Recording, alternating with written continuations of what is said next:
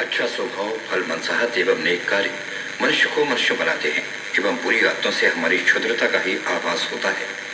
प्रत्येक कार्य की अच्छी एवं बुरी दोनों प्रतिक्रियाएं हो सकती हैं। यह हमारी मन स्थिति पर निर्भर करता है कि हम किसे अपनाएं और किसे त्यागें। अच्छाई को अपनाने से हम अच्छे हो जाते हैं और इसके विपरीत बुराई को ग्रहण करने से हम बुरे हो जाते हैं। कहा जाता है, मनुष्य जैसा सोचता है करता है वैसा ही बन जाता है। अच्छाई और बुराई दोनों ही हमारे मन में पहले उत्पन्न होती हैं।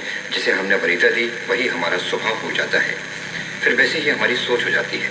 तदनुसार हम वैसा ही कार्य करने को प्रवृत्त होते हैं और करने लगते हैं, तो स्वाभाविक है वैसे ही बन जाते हैं। यही हमारी समाज में पहचान बन जाते हैं, अच्छी या बुरी। परिणामतः नेक लोगों से लोग प्रेम करते हैं और बुरों से कतराते हैं। सामान्यतः सामाजिक स्तर पर कुत्ता सबसे स्वामी भक्त प्राणी है, परंतु उसमें कुछ बुराइयों के कारण उसे हेय भी समझा जाता है।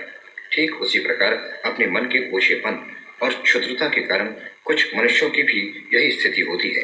प्रायः धूम्रपान, गुटखा और अन्य व्यसनी लोग अपना तो तन मन बर्बाद कर ही रहे होते हैं, आसपास के वातावरण को भी दूषित करते नजर आते हैं।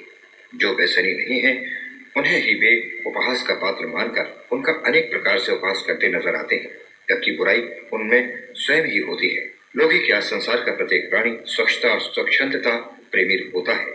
हमें अपने स्वार्थ के कारण अपनी तथा दूसरों की स्वतंत्रता में खलल देते हैं। अपने घर का कचरा गली कूचों या दूसरे के द्वार पर फेंक कर भले ही हम प्रसन्न हो लें, परंतु ये मानवता के लक्षण तो नहीं है। यही हाल चोरी, चुगली और निंदा के संबंध में भी है। ईश्वर ने हमें आंख, कान दो दो तथा मुंह एक दिया है, ताकि हम देखें सुने अधिक और बोले कम।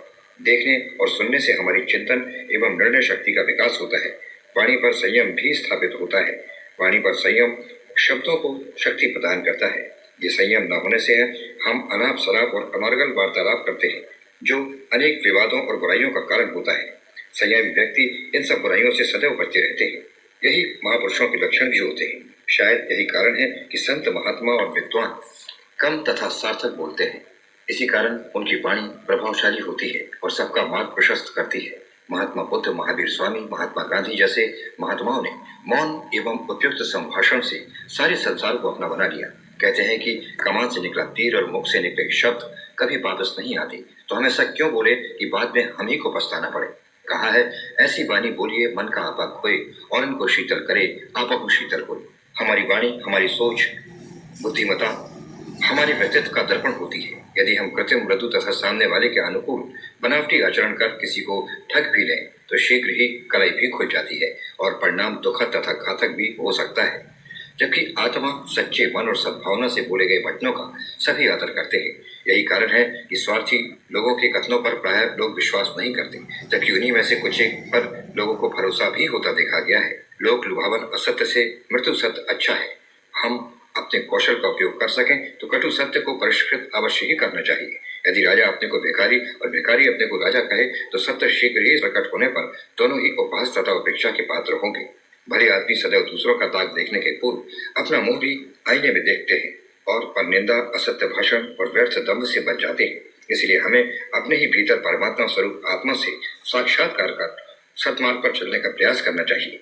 इसके कारण हम सदैव सत्य, धर्म तथा मानवीय मूल्यों के निकट होंगे। क्षेत्रान्वेषण, परनिंदा तथा दूसरों की घृणा के पात्र होने से बच सकेंगे और इस संसार को शुभ, लाभ एवं सुख के संदेश वाहक बनेंगे। कथनी के समान करनी करके स्वयं तथा दूसरों की ठगी से बच सकेंगे।